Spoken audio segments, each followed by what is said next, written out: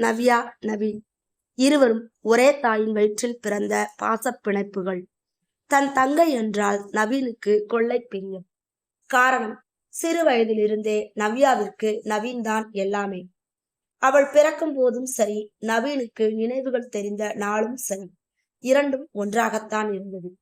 நவீன் தன் அம்மா ராணியிடம் அப்பாவை பற்றி கேட்பதே இல்லை. அவளும் அதை பற்றி சொன்னதில்லை. முன்பெல்லாம் அறியாத வயதில் ஊரில் உள்ள பெரியவர்கள் என்று சொல்லிக் கொள்ளும் சில சமூகத்தின் அழுக்கு வேர்கள் கேட்கச் சொல்லி அவனை தூண்டுவதால் அவனும் அறியாமல் கேட்டு விடுவதுண்டு. அப்பொழுதெல்லாம் கண்ணீர்தான் பதிலாக வரும் ராணியிடமிருந்து. அவள் அழுதால் இவன் உருகி விடுவான். தாய் என்றாலும் அதிக பாசம். சிறு வயதிலிருந்தே அப்பாவின் ஆதரவு ஒரு துளி கூட இன்றி முழுவதும் இவள் வளர்ப்புதான். எத்தனை தியாகங்களை செய்து இருப்பாள். சில வறுமை காலங்களில் சாப்பாட்டிற்கு ஏற்படும் வறுமையை போக்க, எனக்கு பசிக்கவில்லை, நீங்கள் இருவரும் சாப்பிடுங்கள் என்று சொல்லிவிட்டு பசியோடு படுத்துக் கொள்வாள். இதோ இன்றைக்கு நான் வாழ்ந்து கொண்டிருக்கும் இந்த வாழ்க்கை அவள் போட்ட பிச்சைதான். அவள் மட்டுமன்று, எனக்காக இத்தகைய தியாகங்களை செய்யாமல் என்னை கஷ்டப்படுத்தி இருந்தால் நான் எப்படி இந்த நிலைமைக்கு வந்திருப்பேன்? எல்லாமே அவள் கொடுத்தவைதான். நவீன் 12ஆம் வகுப்பில் மெரிட்டில் சீட் வாங்கி சென்னையில் மிக பிரபலமான காலேஜில் இறுதியாண்டில் இறுதி கட்டத்தில் படித்துக் கொண்டிருக்கிறாள். இதோ இன்னும் 2 மாதத்தில் கேம்பஸ் இன்டர்வியூ வந்துவிடும். நிச்சயம் எப்படியும் செலக்ட் ஆகி விடுவேன். அதன் பிறகு அம்மாவையும் தங்கையையும் நன்றாக பார்த்து கொள்ள வேண்டும் என்று சபதம் எடுத்திருந்தான். தங்கை நவ்யா மதுரை மருத்துவக் கல்லூரியில் இப்பொழுதுதான் 1ஆம் ஆண்டு சேர்ந்திருக்கிறாள். அவள் படிப்பை முடிப்பதற்குள் அவள் திருமணத்திற்கு தேவையான அனைத்தையும் செய்து வைக்க வேண்டும். அம்மாவை போகாத இடத்திற்கெல்லாம் அழைத்துச் சென்று காட்ட வேண்டும் என்று எத்தனையோ கடமைகளையும் ஆசைகளையும் சுமந்து கொண்டு படித்துக் கொண்டிருந்தான். அப்பொழுதுதான் இடியென விழுந்தது அந்த செய்தி. எல்லோருக்கும் இண்டஸ்ட்ரியல் விசிட் கோயம்புத்தூரில் போட்டிருக்காங்க, நாம எல்லோரும் நாளைக்கே கிளம்புறோம் என்று ப்ரொஃபசர் அறிக்கை ஒன்றை விட்டிருந்தார். பல நாள் கனவுகளில் இதுவும் அவனுக்கு ஒன்று. எனவே மகிழ்ச்சியாக கிளம்ப ஆயத்தமானான். அங்குதான் அவனது வாழ்வை புரட்டி எடுக்கப் போகும் செய்திகள் நடைபெறப் போகிறது என்று தெரியாமல் அங்கு சென்றவன் எப்பொழுதும் போல் தன் படிப்பில் கவனம் செலுத்தினான். நன்றாக வந்த வேலை முடிந்துவிட்டது. நைட்டு தான் ட்ரெயின். சோ எல்லோரும் ஷாப்பிங் போயிட்டு வாங்க என்றார் ஆசிரியர். அவனும் தன் நண்பர்களுடன் சந்தோஷமாக கிளம்பி போனான். அங்குதான் தன் தூரத்து உறவின் முறையில் அண்ணன் என்று சொல்பவரை சந்தித்தான். ஹாய் நவீன். அவனுக்கு சரியாக முகம் அடையாளம் தெரியவில்லை. அவரே விளக்கினார். நான் உனக்கு அண்ணா, பேரு தருண் என்றார். அவனும் சரி, அவரே வந்து பேசும்போது நாம் விலகி போனால் சரியாகாது என்று பேசினான். என்ன தம்பி இந்த பக்கம்? இங்க காலேஜ்ல இருந்து கூட்டிட்டு வந்தாங்க, இண்டஸ்ட்ரியல் விசிட்னா என்றான். ஓ அப்படியா, அப்புறம் என்ன, எப்படியும் வேலை கிடைச்சிரும். ஆமாண்ணா. அப்பாவையும் அம்மாவையும் நல்லா பாத்துக்கோடா தம்பி. அண்ணா அப்பாவா? ஆமாடா, இங்கதானே இருக்காரு, உனக்கு தெரியாதா? நீ அவரை பார்க்கலையா? அவரு உங்க எல்லாரையும் இப்ப நல்லா பாத்துக்கிறதா சொன்னாரே. இதோ அவரு இங்க தங்கி இருக்கிற அட்ரஸ் கூட எனக்கு எழுதி கொடுத்திருக்கிறாரே. ஒரு நாள் என்ன வந்து பாருப்பா என்று ஒரு துண்டி சுட்டை காட்டினார். அதை தன் கண்களால் ஸ்கேன் செய்து கொண்டான் நவீன். ஆமாண்ணா, பார்க்கணும் என்றான். மற்ற விஷயங்கள் எதையும் வெளியில் சொல்லாமல் நைட் ட்ரெயின் ஏறி சென்னை கிளம்பி விட்டான். எப்படியும் இந்த வாரம் 2 நாட்கள் விடுமுறை வரும். அதை பயன்படுத்தி எப்படியேனும் அவரை பார்த்திட வேண்டும் என்ற முடிவுக்கு வந்தான். விடுமுறையும் வந்தது. எப்பொழுதும் விடுமுறைக்கு வீட்டிற்கு செல்வதுதான் வழக்கம். அன்றும் விடுமுறை என தெரிந்து தாய் அழைக்க, அவனோ தனக்கு வேலை இருப்பதாக கூறி அடுத்த வாரம் வருகிறேன் என்று சொல்லிவிட்டான். முதலாக தன் தாயிடம் பொய்யை சொல்லிக்கொண்டு தான் செய்ய போகும் காரியத்தை நினைத்து கொண்டான். அப்பா தங்களை விட்டு போனதில் அவனுக்கு அவர் மேல் கோபம் இருந்தாலும் இரத்தவாசம் அதை முழுவதும் மறைத்து நின்றது. எண்ணற்ற ஆசைகளை கனவுகளை சுமந்து கொண்டு தன் தந்தையை பார்க்க ஆவலாக இருந்தான். சிறு வயதில் நடந்த சில நிகழ்வுகள் இன்றும் அவன் மனதில் நெருஞ்சி முல்லை போல குத்தி கொண்டிருந்தது. சிறு பெண் நவ்யாவிடம் சக தோழிகள் என்று சொல்லிக் கொள்ளும் ஒரு சிலர் அவளை அப்பாவின் விஷயத்தில் காயப்படுத்தி போனதுதான். ஒரு கட்டத்தில் நான் பள்ளிக்கே போக மாட்டேன் என்று அவள் அழுத நாட்களும் உண்டு. அப்பொழுதெல்லாம் நவீன்தான் பாவம். தாய் ஒருபுறம் அழ, தங்கை ஒருபுறம் அழ என அவனுக்கு யாரை சமாதானம் செய்வது என்றே தெரிவதில்லை. என்ன நடந்தாலும் தன் தாயை அவன் பாராட்டாத நாட்களே இல்லை.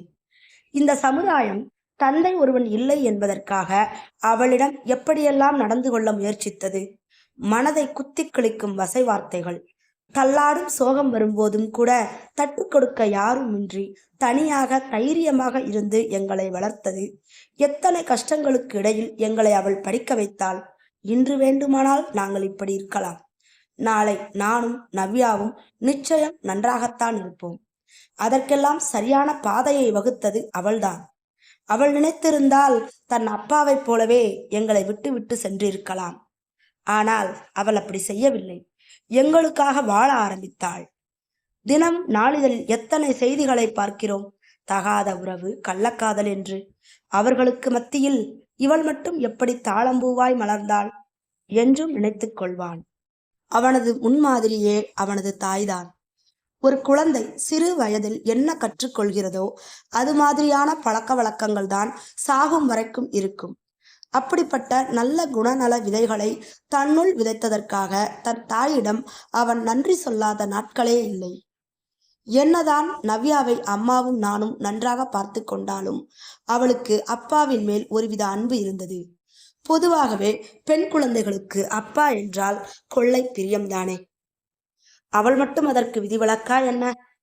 என் செல்லத் தங்கை நவ்யாவிற்காகத்தான் இந்த பயணம். நிச்சயம் இதில் அவள் சந்தோஷம் கொள்வாள் என்று ஆனந்தமாக பார்க்க சென்றாள். இறங்கும் இடத்தை கண்டக்டர் சொல்ல காதில் வாங்கியவன் மெல்ல இறங்கி ஆட்டோவில் ஏறி அட்ரஸை சொன்னான். வண்டி குண்டும் குழிகளை கடந்து போய் ஒரு 10 வீடுகள் கொண்ட சின்ன குடியிருப்பில் போய் இறங்கியது. இறங்கி ஆட்டோவை அனுப்பிவிட்டு தந்தையை தேடி நடையை போட்டான். சிறு வயதில் ஒரு நாள் பெரியப்பாவின் வீட்டிற்கு சென்றவன் அங்குதான் அப்பாவின் படத்தை முதலாக பார்த்தான். கொஞ்சம் கொஞ்சம் ஞாபகம் இருந்தது. ஏனென்றால் அவன் வீட்டில் அம்மா தனது அப்பாவின் புகைப்படத்தை வைத்திருக்கவில்லை என்பது அவனுக்கே தெரியும். அங்கிருந்த ஒரு பெண்மணியிடம் பேரை சொல்லி கேட்டான். அதிகம் அவன் சிரமப்பட வேண்டிய அவசியம் இருந்திருக்கவில்லை. அந்த பெண்மணி அவன் நிற்கும் இடத்திலிருந்து 3வது வீட்டை கை காட்டினாள். தன்னை பார்த்ததும் தன் தந்தை தன்னை வாரி அணைத்துக் கொள்வார் என்றிருந்தான் ஆவலாக. ஆனால் நடந்ததோ வேறு. கதவை சுண்டு விரலால் 2 தட்டு தட்டிவிட்டு அமைதியாக காத்திருந்தான். ஒரு 45 வயது மதிக்கத்தக்க கனத்த பெண் ஒருத்தி வந்து கதவை திறந்தாள். யார் நீங்க? என்ன வேணும் என்றாள். அப்பாவின் பெயரை சொல்லி கேட்டேன். இருங்க, உள்ளதா இருக்கார், வர சொல்றேன் என்று சொல்லிவிட்டு அந்த பெண்மணி உள்ளே சென்று விட்டாள். ஒரு ஃபார்மாலிட்டிக்காக கூட அவள் என்னை உள்ளே வா என்று சொல்லவில்லை. எப்படியும் என் கணிப்பு சரியாக இருந்தால் அப்பாவிற்கு வயது 50 இருக்கும் என்று நினைத்து கொண்டான். நினைத்ததைப் போலவே அவன் கணிப்பு தவறவில்லை. முன்புறம் வழுக்கை விழுந்து தாடி வைத்து முடியெல்லாம் வெள்ளையாகி பார்ப்பதற்கே ஒரு மாதிரி இருந்தார். போட்டோவில் பார்த்த பொழுது எத்தனை அழகாக இருந்தார். யாருப்பா நீ என்றார். வாழ்வில் இதைவிட அசிங்கமோ சோகமோ இருந்து விடாது இந்த உலகத்தில் என்று நினைத்தவனாக தன்னை யார் என்று இவரிடம் அறிமுகம் செய்வது என்று யோசித்தவன் உண்மையை சொன்னான். கட்டி அணைப்பார் என்று நினைத்தால் தனியே அழைத்துச் சென்றார்.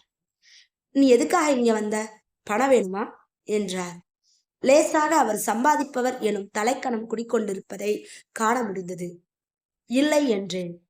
பின் எதற்காக என்னை பார்க்க வந்தாய் என்றார். இப்பொழுதுதான் முகவரி கிடைத்தது என்றேன் கோபத்தை கட்டுப்படுத்தி கொண்டு. அதுக்காக இப்படியா நேரா வீட்டுக்கே வந்து விடுவது?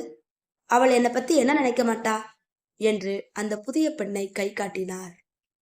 அப்போ ஊர்ல உங்களை பத்தி மத்தவங்க நினைக்கிறாங்களே, அதை என்ன பண்ண போறீங்க?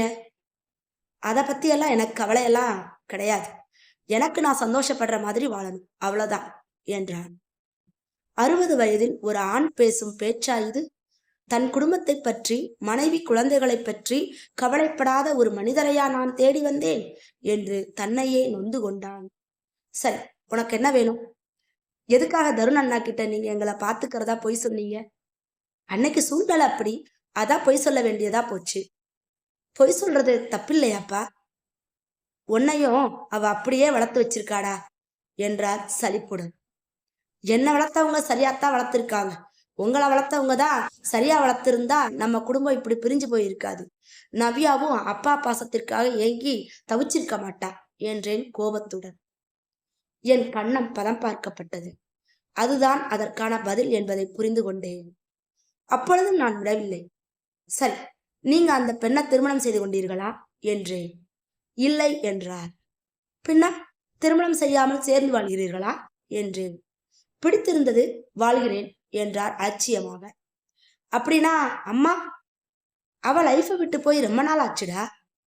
அப்போ நாங்க? அதான் வளர்ந்துட்டீங்களே. பண உதவி வேணும்னா சொல்லு, மற்றபடி என்னை தேடி இங்கெல்லாம் வராத. அப்புறம் சாரதாவுக்கும் எனக்கும் சண்டை ஆரம்பிச்சிடும் என்றார். நான் பதில் சொல்வதற்குள் அங்கிருந்து கிளம்பி விட்டார். அவர் கொடுத்த நம்பர் அந்த இடத்திலே எண்ணிரண்டு கைகளாலும் கிழிக்கப்பட்டது. அதன் பிறகு 2 நாள் எப்பொழுதும் போல் அந்த வருத்தம் என் ஆழ் மனதை அரித்துக் கொண்டிருந்தது. அதன் பிறகு காலேஜ் வேலையில் நான் பிஸியாகிவிட்டேன். கேம்பஸ் இன்டர்வியூவில் செலக்ட் ஆகி ஆந்திராவில் நல்ல கம்பெனியில் கை நிறைய சம்பளத்துடன் வேலை கிடைத்தது. பொறுப்பான மகனாகவும் அண்ணனாகவும் நன்றாகத்தான் சென்று கொண்டிருந்தது வாழ்க்கை. வாழ்வை நான் விரும்பியபடி வாழ ஆரம்பித்து விட்டேன். எங்களை ஏளனமாக பேசியவர்கள் அனைவருக்கும் இன்று நானும் நவ்யாவும் ஏதோ ஒரு வகையில் உதவி செய்ய தேவைப்படுகிறோம். அம்மாவை அவமதித்தவர்கள் இன்று அம்மாவின் காலை சுற்றியே வருகிறார்கள். இதோ 4 வருடங்கள் ஓடிவிட்டது. நான் அப்பாவை பார்த்த விஷயத்தை இன்றளவும் அம்மாவிடம் சொல்லவில்லை. நவ்யாவிற்கு வரன் பார்க்கும் படலம் நடந்து கொண்டிருந்தது. அப்பொழுதுதான் என் ஆர்வியர் நண்பன் விகாஷ் நவ்யாவை ஒருதலையாக காதலிப்பதாக என்னிடம் சொன்னான். நான் அவனை பற்றி நன்றாகவே அறிவேன்.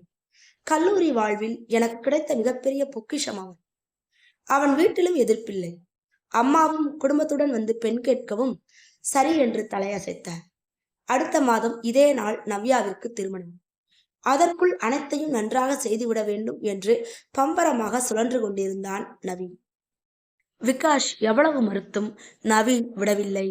ஒரு மாப்பிளைக்குரிய அனைத்தையும் செய்தான்.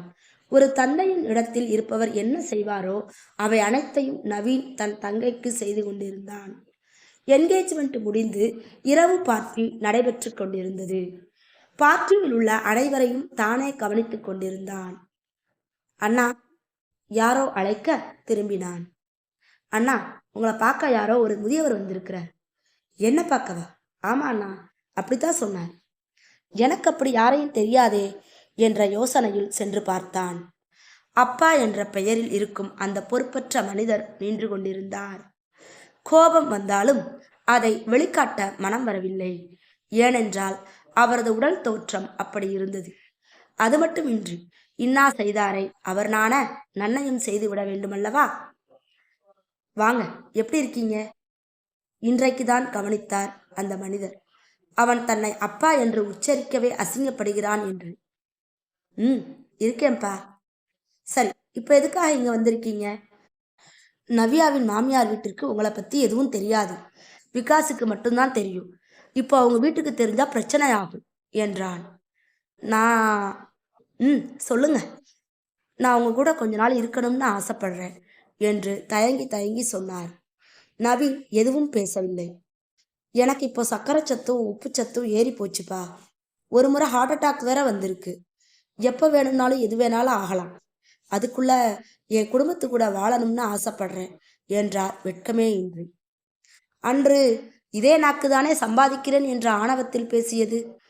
அதையெல்லாம் சொல்லி காட்டி அவரை காயப்படுத்த விரும்பாதவன், சரி, அப்போ அந்த பொம்பளை, சாரி சாரதா, அவ என்னை விட்டுட்டு போய் 1 வருஷம் ஆச்சுப்பா. எதுக்கு? உடம்பு சரியில்லாம வேலைக்கு போக முடியல. அதனால என்கிட்ட பணம் இல்லை. அவ இன்னொருத்தன் கூட போயிட்டா என்றார் கண்ணீர் துளிகளை சிந்தியபடி. சரி, அதுக்கு நாங்க என்ன பண்ணணும்? அதான் சொன்னனேப்பா, உங்க கூட. அதுக்கெல்லாம் வாய்ப்பே இல்லை. நீங்க எங்க லைஃப்ல இல்லைன்னு நாங்க முடிவு பண்ணல. நீங்க தான் அன்னைக்கு சொன்னீங்க. அதைத்தான் இன்னைக்கு நாங்க ஃபாலோ பண்ணிட்டு வர்றோம். அது நிச்சயம் நடக்காது. எத்தனை அவமானங்களையும் அசிங்கங்களையும் சந்தித்து நாங்க இந்த வாழ்க்கையை கடந்து வந்திருக்கோம்னு அம்மாவுக்கு மட்டும்தான் தெரியும். அவங்க எங்களை எவ்வளவு கஷ்டப்பட்டு வளர்த்துருக்காங்க. தனக்குன்னு எதையுமே பண்ணிக்கிட்டதில்லை. வாழ்க்கை முழுவதும் எங்களுக்காகவே வாழ்ந்தாங்க. ஆனா நீங்க என்ன பண்ணீங்க? நான் பேச வந்தப்ப கூட ஒரு மகன்கிட்ட பேசுற மாதிரியா பேசுனீங்க? ஆனா இந்த சமுதாயம் எல்லாத்துக்கும் அம்மாவைத்தான் குறை சொல்லுச்சு. இன்னொரு பொண்ணு கூட வாழ்ந்த உங்களை பாராட்டுச்சு. சரி, அம்மாவுக்காக வேண்டாம், அட்லீஸ்ட் எங்களை பத்தியாவது யோசிச்சிருக்கலாம்ல நீங்க. இன்னைக்கு வந்து செஞ்சதெல்லாம் தப்பு, மன்னிச்சிடுங்கன்னு சொன்னா காலம் திரும்பி வருமா? சொல்லுங்க. நீங்க செய்த தவறுக்கான தண்டனைய நீங்களே தான் உருவாக்கிக்கிட்டீங்க. நான் உங்களை வேணா பாத்துக்கிறேன், அதுவும் தனியா வேற எங்கேயாவது வச்சு. ஆனா திரும்பவும் அம்மா வாழ்க்கையில வரணும்னு மட்டும் நினைக்காதீங்க என்றான் கடுமையாகவே. அவருக்கு அங்கு பேசுவதற்கு எதுவுமே இருக்கவில்லை. கிளம்பி விட்டார். திரும்பி அவனுக்கு பின்னால் அம்மா ராணி நின்று கொண்டிருந்தாள். அம்மா, எனக்கு எல்லாமே தெரியும் நவீன் என்றாள் வெற்றி சிரிப்புடன். அதனால தான் நான் அவரை விட்டு பிரிஞ்சு உங்களுக்காக என்னோட வாழ்க்கையை தொடங்கினேன். வாழ்ந்து முடிச்சிட்டேன். சாகும்போது உங்க 2 பேரையும் பார்த்தா போதும், வேற எந்த ஆசையும் எனக்கு இல்லை என்று சேலை தலைப்பை வாயில் பொத்திக்கொண்டு உள்ளே சென்று விட்டாள். அப்பாவை பார்த்துக்கொள், ஆனால் நான் அவருடன் வாழ விரும்பவில்லை என்பதை தன் தாய் சொல்லாமல் சொல்கிறாள் என்பதை நவீன் புரிந்து கொண்டான்.